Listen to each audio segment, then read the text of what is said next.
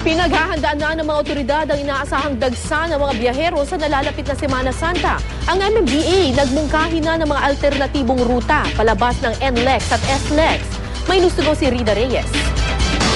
Pinaplansya na ng MMDA ang kanilang mga paghahanda para sa Semana Santa. Anumang araw ngayong linggo, magpupulong ang MMDA, katuwang ang DOTC, LTFRB at LGUs para ikasa ang Oplan Semana Santa 2013. Martes Santo o Miyerkules Santo raw kasi inaasang magsisimulang dumagsa ang mga kababayan nating uuwi sa mga probinsya.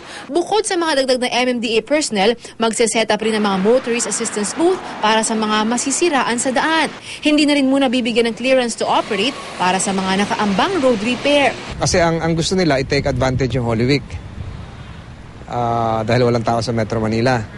Ang problema naman, yung mga pabalik baka abutan ng repair. Doon naman magkakaroon tayo ng problema.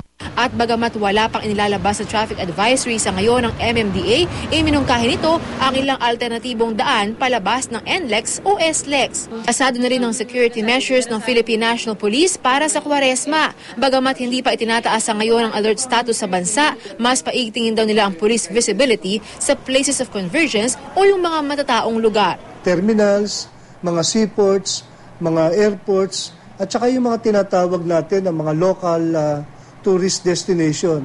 Nang sa ganun meron tayong right there and there sa mga lugar na maraming tao, mayroong police presence. Naka-standby na rin ng PNP Highway Patrol Group para tumulong sa pagpapanatili ng kaayusan ng trapiko.